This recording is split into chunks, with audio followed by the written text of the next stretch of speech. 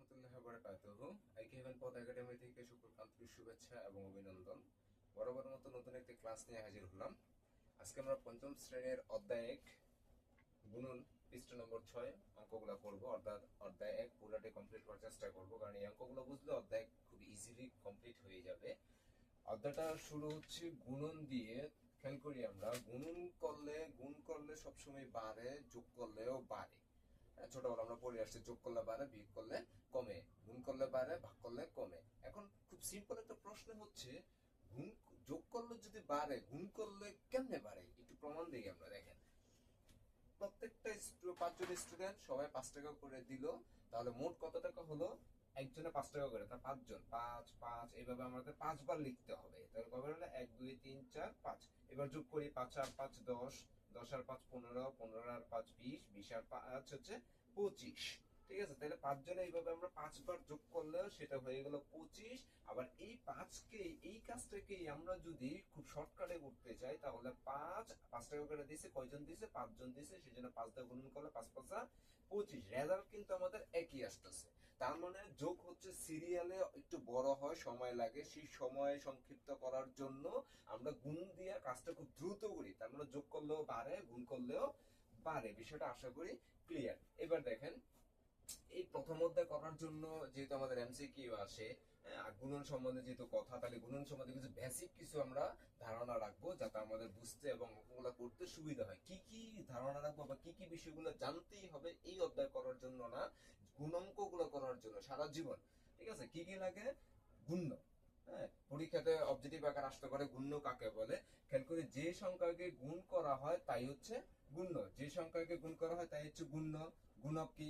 যে সংখ্যা দিয়ে গুণ করা হয় তাই হচ্ছে গুণক। যে সংখ্যা দিয়ে গুণ করা হয় তাই হচ্ছে গুণক। গুণফল, তাহলে গুণ্যকে গুণক দিয়ে গুণ করার পর যে সংখ্যা পাওয়া যায় তাই হচ্ছে গুণফল।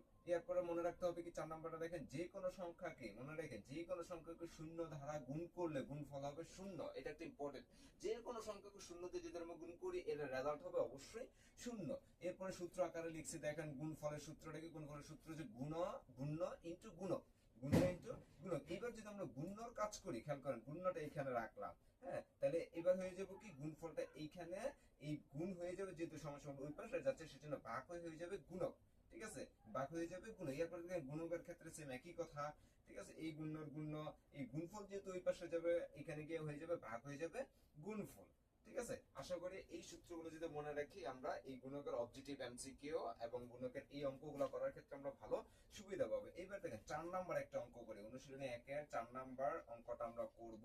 ৪ নম্বর অঙ্কটা হচ্ছে একটা শূন্যস্থান। এর আগে ১ ২ ৩ এগুলো হচ্ছে গুণনের অঙ্ক। সরাসরি আমরা 1 2 3 4 এ প্রচুর পরিমাণে করছি, এই জন্য এটা নিয়ে আমি কোনো কথা বললাম না।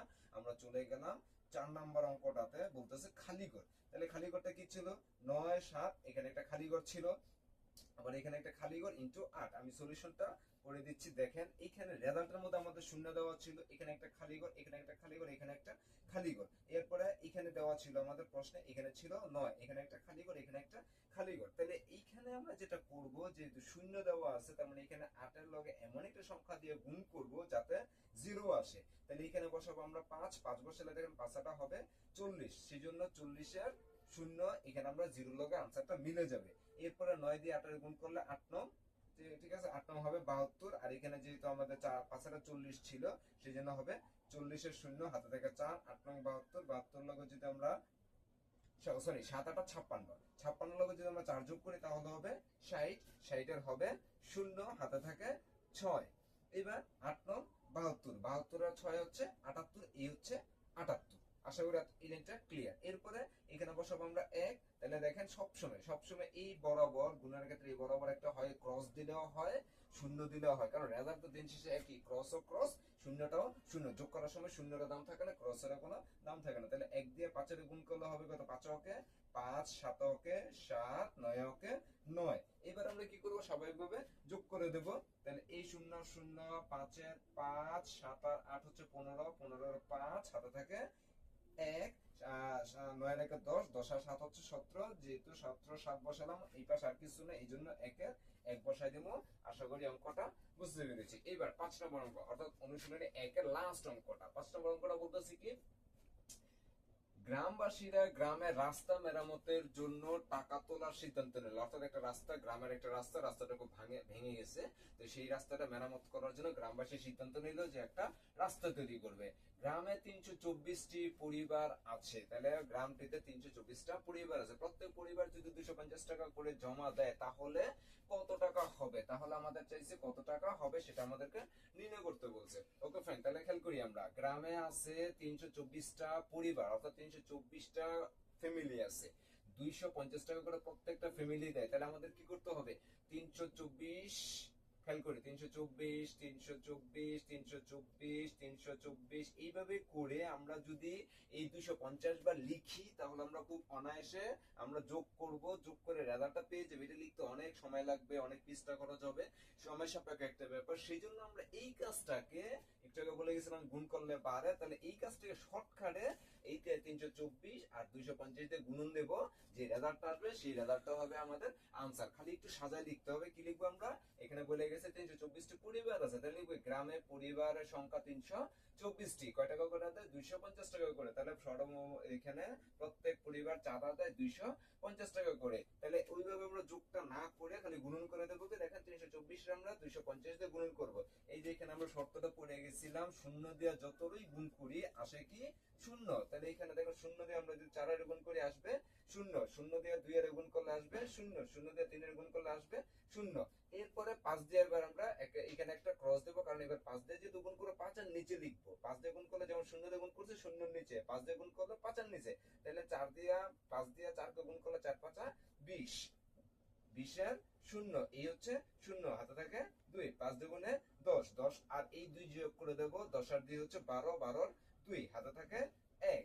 তাহলে 3 দিয়ে 5 এর গুণ করলে 3 5 15 আর হাতের 1 হচ্ছে 16, এই হচ্ছে 16। তাহলে আশা করি এতটুকু ক্লিয়ার। প্রথমটা শূন্য দিয়ে গুণ করছে শূন্য আসছে, 5 দিয়ে গুণ করলাম এটা আসছে, এবার রইল 2, 2 দিয়ে গুণ করব, 2 এর নিচে লিখবো।